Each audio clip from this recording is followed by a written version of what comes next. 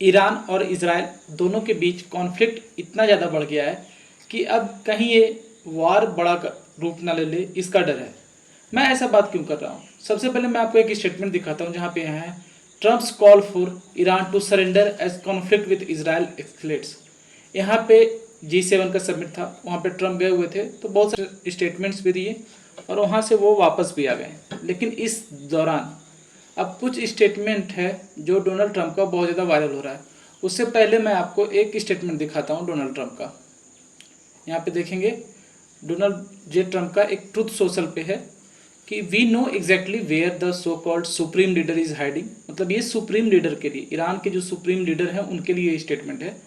He is an easy target but it's safe there. मतलब वो easy target है, हमें पता है वो सुप्रीम लीडर कहाँ है, वो ईजी टारगेट है पर वो सेफ है। We are not going to take him out. अभी हम उनको टेक हिम आउट मतलब बाहर नहीं करें। यहाँ पे क्या मतलब है? किल, ब्रैकेट में देखें किल उन्होंने लिख दिया। अभी हम उनको मार नहीं रहे हैं, at least not for now, अभी के लिए तो नहीं। But we don't want missile shot at civilians. पर हम लोग नहीं चाहते कि सिविलियंस पे मिसाइल शॉट हो और अमेरिकन सोल्जर्स। अब अमेरिकन सोल्जर्स पे कैसे मिसाइल शॉट होगा इसका यहाँ पे स्टेटमेंट का नहीं पता।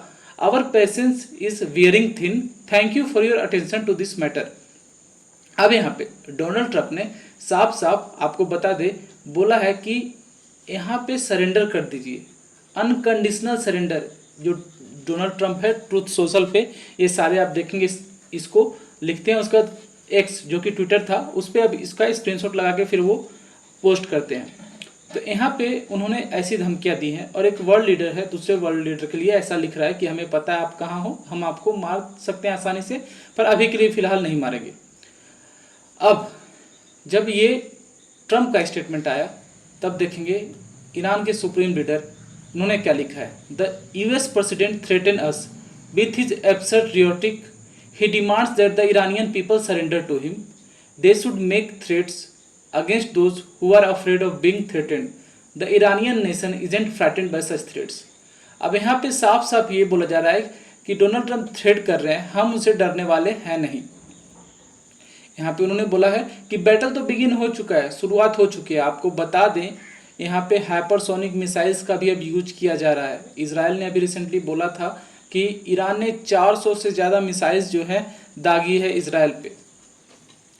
अब ईरान के सुप्रीम लीडर ने उन्हें तो सीरियस इरिपेबल हार्म हो जाएगा अगर US इंटर करता है कॉन्फ्लिक्ट में, यहाँ पे उन्होंने बोल दिया। और ये सब जो भी आर्टिकल्स निकल के सामने आ रहे हैं, न्यूज़ निकल के सामने आ रहे हैं, इसमें से साफ लग रहा है कि US ऑलरेडी इन्वॉल्व हो चुका है।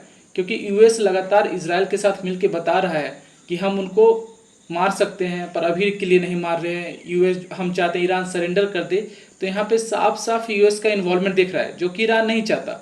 यहाँ पे देखेंगे बहुत सारे न्यूज है, Iranian leader also president Trump का जो कमेंट किए थे उस पर उन्होंने बोला अनकंडीशनल सरेंडर, जो बोला था ट्रंप ने कि saying those who know his country's history knows that Iranian do not answer well to language of threats. मतलब यहाँ पे थ्रेट्स का जो भी यूज किया जा रहा है इससे ईरान डरने वाला है नहीं और यहाँ पे ईरान रुकेगा नहीं, जैसा कि स्टेटमेंट से लग रहा है।